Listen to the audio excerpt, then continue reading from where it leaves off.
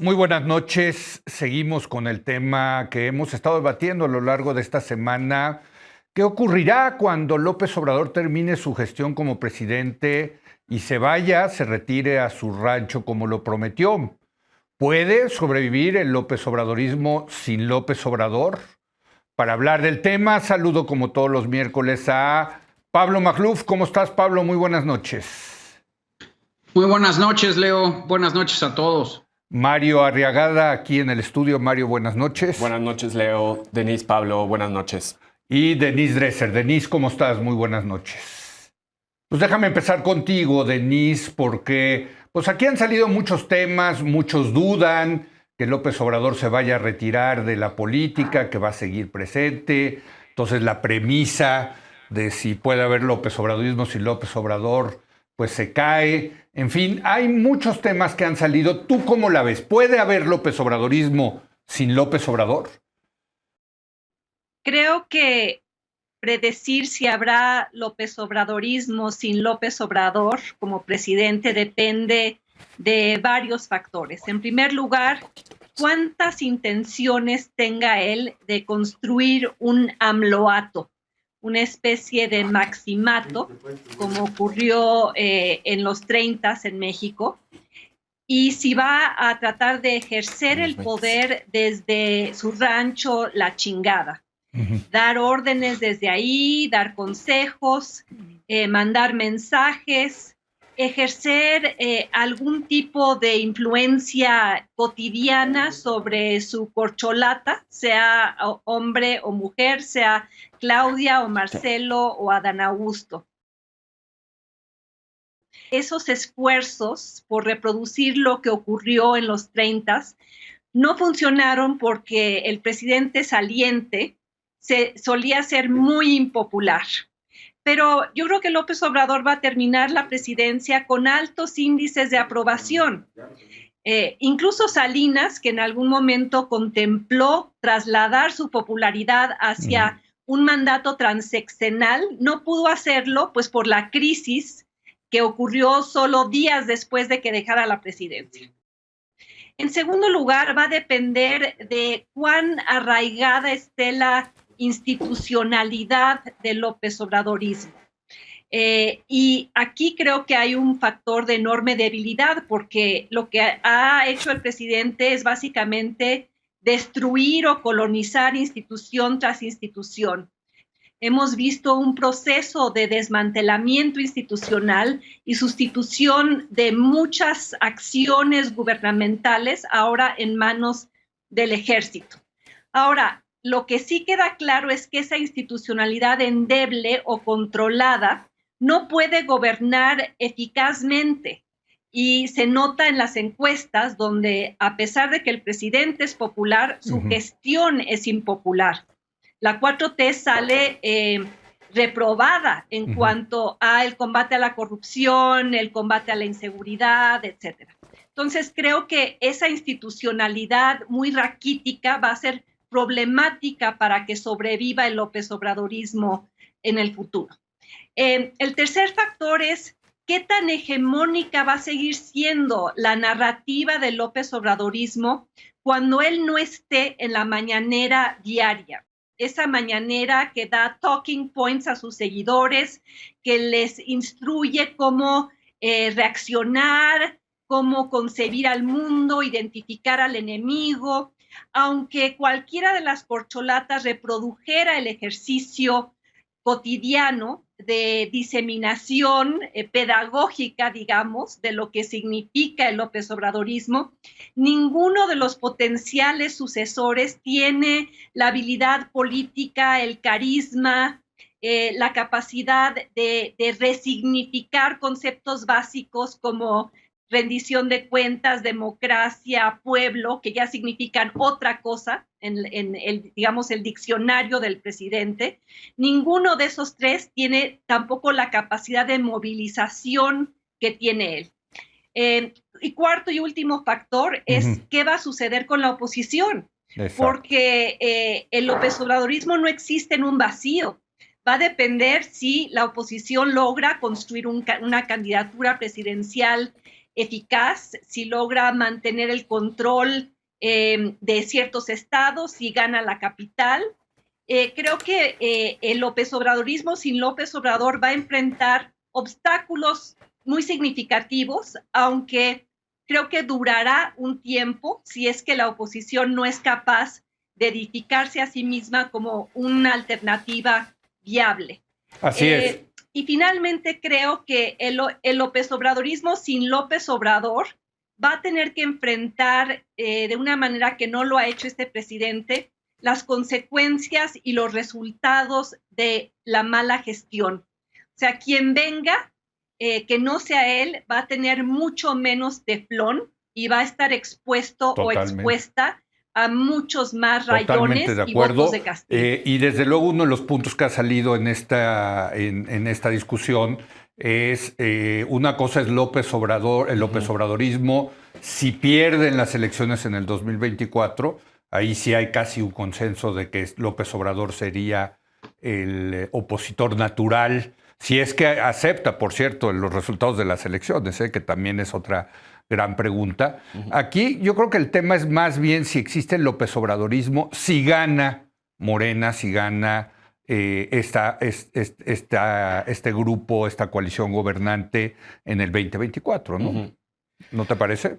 Me parece que no es tan obvio. ¿No? Ninguna de las dos. Siento que es una gran pregunta la que has hecho toda esta semana, con grandes respuestas. De hecho, debo decir que es muy difícil opinar después de que se han dicho tantas cosas buenas cada uno de los invitados. Pero muy controversiales, porque fíjate que, por ejemplo, en la mesa del lunes, cuando terminó la mesa del lunes, yo me quedé con la impresión de que hay López Obrador para rato. Sí. Cuando terminó la del martes, yo dije, pues ya se acabó López Obrador después Gibran del 2024. Mismo dijo que ya el obradorismo ya acabó. De hecho, ya hoy ya no existe. Exacto. ¿No? Entonces, o sea, eso es lo que genera un buen tema de debate, ¿no? Que haya tanta controversia, ¿no? Pues mira, se le compara con el peronismo, que si va a ser más como el cardenismo, o nada que ver, y pues no tiene los tamaños el obradorismo para lograr esa trascendencia histórica.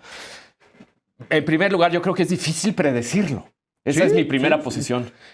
Porque si vemos el caso del cardenismo o del peronismo, lo que fragúa el cardenismo y el peronismo es lo que ocurrió después. Lo que los hace durar en el tiempo, en el caso del peronismo, es los golpes militares, la resistencia al respecto, la coalición atípica que sobrevive en el tiempo, la circunstancia de Guerra Fría, el regreso de Perón, la necesidad de tener ese líder porque la política estaba muy descompuesta, dada la descomposición por el militarismo, por el autoritarismo, etcétera, etcétera. O sea, había factores externos que hicieron que el peronismo se volviera un hecho histórico más allá de Perón. Cosa que no veo acá para nada.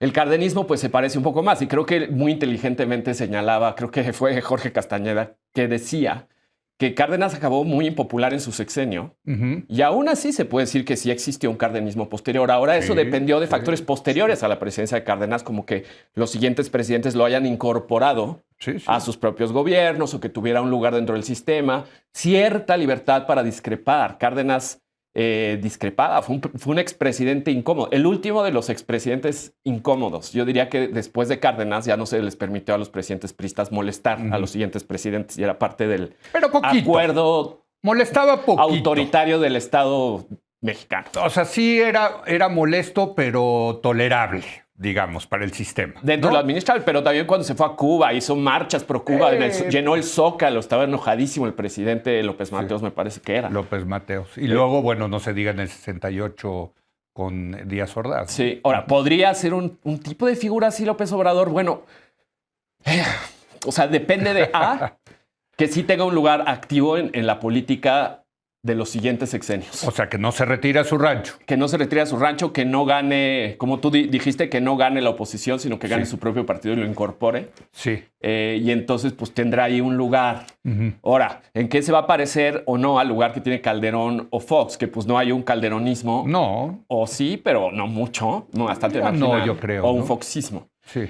Yo creo que Obrador sí tiene más posibilidad que Fox o Calderón de tener un obradorismo posterior a su sexenio, porque es un movimiento social.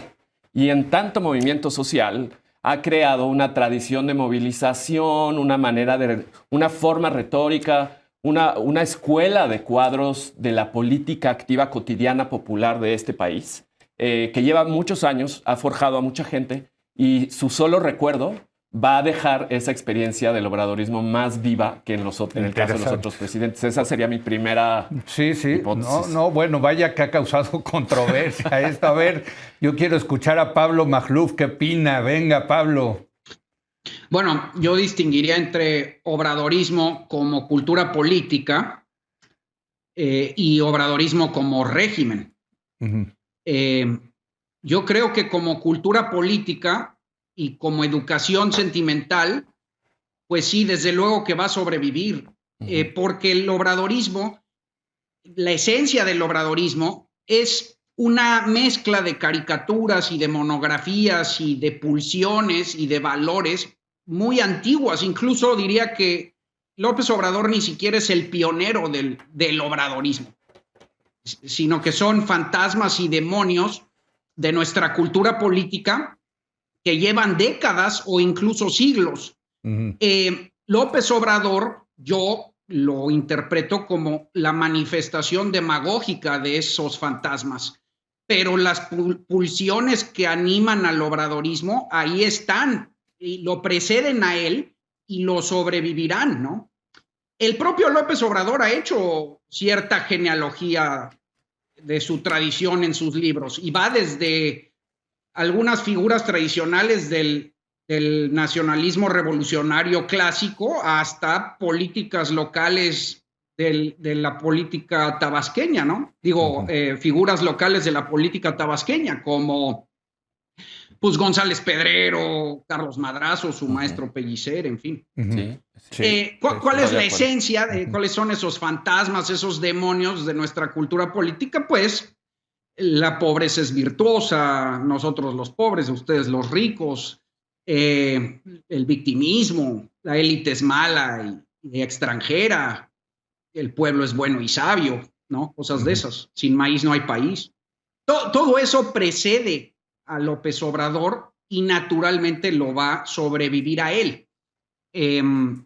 Y pues, es un poco como el trumpismo, Leo, ¿no? Son demonios que se encarnan cada determinado tiempo en ciertos políticos, pero que están ahí, digamos, ese político es la supuración, pero la infección está abajo. Es una constante que sí, ellos aprovechan. Son péndulos, ¿no? O sea, en el caso de Trump es muy claro con el nativismo, con el nacionalismo. Pues son demonios de la cultura política que preceden al personaje y los sobrevivirán. Uh-huh. Entonces, desde luego que se va a volver a aparecer una figura obradorista. Ahora, eso es el obradorismo como cultura política. Uh-huh. Como régimen es otra cosa. Si quieren, le entro a eso. Perfecto. Ya en el siguiente. Bueno, todo este tema, Denise, comenzó la semana pasada con la pregunta de si puede haber trumpismo sin Trump, ahora que hay una estrella naciente del Partido Republicano, que es el gobernador de Florida, Ron DeSantis. Y bueno, pues lo que estamos viendo también aquí en México es que aparecen las corcholatas de López Obrador y aparece Ricardo Monreal, que dice que él es parte de este movimiento de Morena, del Movimiento de Regeneración Nacional, pero con un discurso diferente al de López Obrador, con un discurso conciliador más que polarizador. ¿Tiene futuro una posición como la de Ricardo Monreal? Yo no creo que tenga futuro a menos de que él se vaya de Morena y se incorpore a la oposición. Uh-huh. En Morena no va a haber espacio para ese discurso de reconciliación.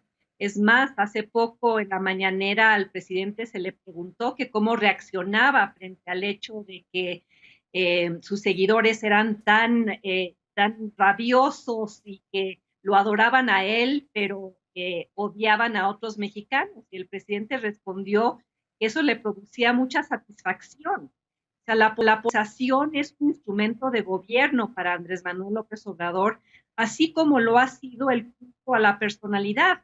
Basta con ver la manera en la cual se está desplegando por el país toda una maquinaria de movilización para la marcha. Uh-huh. Una maquinaria montada sobre su efigie, su cara, su nombre, para precisamente incitar a la pasión, la lealtad hay muchas personas que han colocado al presidente sobre un pedestal y desde ahí no lo cuestionan y han reemplazado la razón y la evidencia por la fe y la creencia.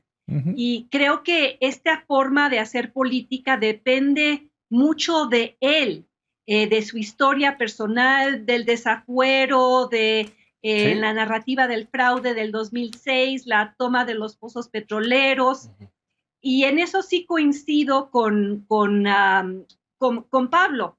Es él y además hay todo otro discurso histórico con el cual fuimos educados a través de los libros de texto gratuito, que son las ideas fundacionales del nacionalismo revolucionario que él retoma, las ideas de desconfiar en el sector privado, de apostarle a Pemex y a la Comisión Federal de Electricidad, el México que se vuelca sobre sí mismo. Y creo que esas ideas siguen vivas en la cultura política del país. El problema que yo veo para su legado es que difícilmente percibo a Claudia, a Dan Augusto, a Marcelo Ebrard, aunque repitan las mismas consignas, no tiene el mismo aunque veamos a un Mario Delgado, que yo lo recuerdo como tecnoburócrata, financiero, egresado del ITAM, ahora en una metamorfosis personal de gritón en el Zócalo, creo que no se percibe la misma honestidad, la misma convicción. Va a haber discurso López Obradorista, sí, para rato, pero no estoy tan convencida de que sea reproducible, que tenga el mismo arraigo, que pueda levantar la misma pasión que despierta Andrés Manuel López Obrador precisamente por su forma de hablar, su historia personal, su forma de vestir, cómo maneja magistralmente la mañanera y cómo polariza. Creo que habrá intentos de versión facsimilar. Hemos visto a Claudia Sheinbaum convertirse en una clon de Andrés Manuel López Obrador. No le sale. Repetir casi cada palabra. No le sale. Y cada frase y cada posicionamiento es como si le hubieran mandado el manual del perfecto López Obradorista y quizá logre conseguir suficiente voto como para ganar la elección presidencial, pero insisto, ya no va a ser, ella no puede ser Andrés Manuel López Obrador, será una copia tibia, una copia desdibujada. Y los errores de gobierno, las facturas se las van a pasar con mucha mayor ferocidad. Totalmente. Una ciudadanía que con el paso del tiempo pues va a empezar a vivir en carne propia, en el bolsillo, los resultados del López Obradorismo. Totalmente. Pero fíjate, lo que creo que está diciendo Denise es que no puede haber discurso López Obradorista sin López Obrador, porque lo demás no se ve. Y yo coincido, o sea, es que cuando veo que los tratan de imitar los otros, ¿no? No le sale, particularmente a Claudia Sheinbaum, ¿no? Se ve fake, la verdad, ¿no? Hasta Anaya intentó, perdón. ¿Qué pasó, Pero Pablo? hasta Anaya intentó, ¿se acuerdan? Con lo de los tacos y de las fondas. Claro, sí. Debió haber continuado por esa ruta, yo creo. Y no le sale, es que lo que estamos diciendo al final del día, y yo estoy convencido de eso, es que López Obrador hay uno. Es un fenómeno único de la política mexicana. Es tan único que eso yo creo que le da oportunidad de sí sobrevivir en el tiempo, su estilo, no como persona, no igual, no obviamente con alguien que lo sustituya en la misma película para siempre. No, eso es imposible. O sea, ni a Perón no lo sustituyó nadie, a Cárdenas no lo sustituyó nadie. Pero Maduro, por ejemplo, ha hecho una labor razonablemente... ¿Continuando el chavismo? Sí, ¿no? Pero no se compara. No es Chávez. Nada que ver. Pero sí encontraron un personaje digamos, sí ha funcionado el personaje genérico. O sea, el chavismo allá sí sobrevivió sin Chávez. Sí, es lo que quieres decir, supongo. Pues sí, ¿no? Sí, no? Entonces no tiene que ser como, si no entiendo mal a Denise, tiene que haber alguien que lo sustituya en el rol de gran líder del movimiento. Claro. Pero pues no siempre se necesita ese gran líder para que sobreviva el movimiento. Es lo que quiero decir. Y en el fondo estoy de acuerdo con todo lo que han dicho esta semana. Es muy difícil. Sí, Entonces, solo por sobrevivencia... Sí. Voy a discrepar tantito para ver si se anima un poco la cosa. Pero es que yo creo que López Obrador, más que una narrativa, una persona o un carisma, que es la explicación como personalista, individualista del populismo, yo creo que el obradorismo no solo es más que eso. No es solo eso, sino es más que eso. Es un método de hacer política. Donde incluye la polarización. Incluye la polarización, pero también incluye una manera de venir del sur hacia el norte, de hacer movimiento social, de visitar los municipios y de los municipios llegar a las ciudades. Al final fue un movimiento social marginal del PRI, antiguo, pretransición, que acompañó desde la izquierda, se volvió democrático y acompañó el tránsito a la democracia desde una posición marginal que se empezó a volver cada vez más central dentro de las izquierdas que fueron marginadas después de la transición, o no ganaban, vivían un poco al margen de la centralidad de la política post-transición, y el que logró ganar era ese movimiento social marginal que venía del sur y que llegó a gobernar con un método de ir construyendo desde las periferias hacia los centros el poder político, con redes. Redes que seguro el domingo va a sacar a marchar, pero no solo es un líder, es un método que incluye lo que dicen muchas en inglés, cosas. Y eso yo creo que sí va a sobrevivir. ¿No? Mucho más grassroots. O sea, de la política de la calle, como él dice, ¿no? Del baño de pueblo, ¿no? Sí. Y ese método yo creo que sí va a sobrevivir como realidad política en el futuro, aunque no sea en un sentido estricto un personaje idéntico a López Obrador o parecido. Pero a ver, pon ahí a Claudia, pon ahí a Marcelo. Sí tendría que tener un tipo de carisma particular, pero no tiene que ser el mismo. A ver, en una manifestación así saliendo de Tenosique, Claudia Sheinbaum no se ve. No, porque esa es más chilanga que los chilangos. Por eso, es que ahí está. O sea, López Obrador tiene ese factor único, yo creo. Pero de los 20 estados de la República que ahora gobierna Morena, algún liderazgo del futuro quizás saldrá. Ahora, si ese liderazgo se asume como obradorista o no, es lo que ya me cuesta trabajo predecir. No tengo ni la más remota idea si eso va a llegar a ocurrir o no. Dependerá mucho, supongo, de la legitimidad que pueda mantener el presidente después de que termine su sexenio. Es que, ¿sabes qué? Me quedé pensando que quizás un Salgado Macedonio sea más parecido a López Obrador que Claudia Sheinbaum. Bueno, absoluto. Ahí está una hipótesis alternativa para otra semana de la misma pregunta, Leo Zuckerman. No, porque son políticos que salen Ayer de allá decías abajo. Que Monreal era un obradorista sin obrador. Y ahora dices que es más lógico decir que es Salgado Macedonio el obradorista sin obrador. Es que sabes que... ¿Cuál de los dos, Leo? Bueno, y por cierto, tengo que decir que Ricardo Monreal sí es un tipo que ha hecho ese movimiento de bases, de calle, de movilización. Así ganó la gubernatura de Zacatecas. Sí, ¿no? sí. O sea, a ver, Ricardo Monreal tiene su vida política propia, a diferencia de Claudia Sheinbaum. A Claudia Sheinbaum quítale a López Obrador y ya no trae nada, ¿no? Ricardo Monreal quítale López Obrador y sí trae una carrera política propia. No traerá el discurso, la narrativa, el estilo de polarización, pero sí el método, las redes, la forma de hacer política. Así es. Bueno, en fin, nos seguimos haciendo bolas con esto y eso está buenísimo. A ver, Pablo. Bueno, yo creo que ahora ya están hablando de la sobrevivencia del obradorismo como régimen, ¿no? Sí. Y yo creo que depende mucho cómo acabe este sexenio en el sentido de la sucesión. Porque, bueno, yo ya veo a este gobierno como un barco abollado, ¿no? En términos de resultados y de pues promesas cumplidas concretas. Yo creo que no tuvo nada que ofrecer. Uh-huh. El problema es que este tipo de regímenes tienden a radicalizarse, ¿no? Y a aferrarse al poder. Como decía Jan Werner Müller, los populistas típicamente solo tienen que ganar una vez, ¿no? Entonces yo creo que no van a soltar el poder, o al menos lo van a intentar, ¿sí? A partir de eso es como creo que se dirime la cuestión. Yo creo que hay dos escenarios. Si se quedan de manera ilegítima, pues habrá una hegemonía autoritaria con López Obrador como fundador. Y yo creo que sus sucesores le darán ese lugar como tata, ¿no? Uh-huh. Y a esas hegemonías no les va tan mal en la historia de México, si lo piensas. ¿Quiénes son los líderes espirituales de la patria?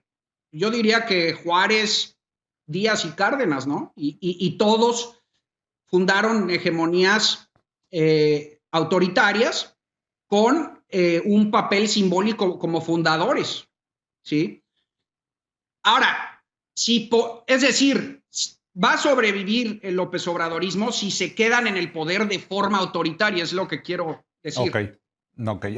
Si por suerte se van del poder de forma pacífica, lo cual creo muy improbable, pues ahí evidentemente depende mucho de cómo gobierne el gobierno entrante, es decir, la alternancia. Si gobierna bien, pues creo que sí podría empezar a enterrar al López Obradorismo como régimen, otra vez no como cultura política, pero sí como régimen transeccional. Muy bien. Pero si gobierna mal, pues no. Y les pongo un ejemplo, ¿no? Imagínense que la bomba fiscal que se está gestando en el obradorismo ahorita, pues, ¿no? le explote a un gobierno de oposición, ¿no? O sea, de lo que hoy es la oposición. Sin mayoría, sin control presupuestal, con 20 y tantos gobernadores morenistas, como decía Mario, bueno, pues el obradorismo ya va a ser oposición y le van a echar la culpa a ese gobierno, aunque la bomba fiscal haya sido culpa de López Obrador, ¿no? Porque las crisis son a quien le explotan, no de quien las creó. Entonces ahí es previsible que regrese el obradorismo con todo, incluso en el primer trienio con una revocación de mandato. Un poco como le sucedió a Macri, ¿no? O sea, a Macri le heredan una bomba fiscal, el kirchnerismo, que no puede administrar muy bien, y el kirchnerismo regresa reloaded, ¿no? Sí. Entonces yo creo que va por ahí, dependiendo de cómo sea la transición en el 24, si es democrática, si no es democrática, y cómo lo hace el gobierno siguiente. Muy bien. Oigan, pues les tengo la mala noticia que ya se nos terminó el tiempo, y es un gran tema. Nos han dicho, oye, ¿por qué se adelantan tanto con si hay López Obradorismo, si López Obrador? Pues porque eso se está dirimiendo ahorita, ¿no? Desde ahorita se está dirimiendo eso. Y en el futuro se dirimirá más. En Tabasco sí va a sobrevivir o no el obradorismo. Yo creo que para siempre. Casi para mucho tiempo. Bueno, perdón, pero ya se nos acabó el tiempo. Denise, gracias Pablo, gracias Mario. Muchas gracias. Muy buenas noches. Y hacemos una breve pausa y vamos a platicar con Luis Carlos Ugalde de la reforma electoral que viene, reforma a la ley secundaria, porque no va a pasar la reforma constitucional. ¿Qué puede implicar esto para la democracia mexicana? Regresamos.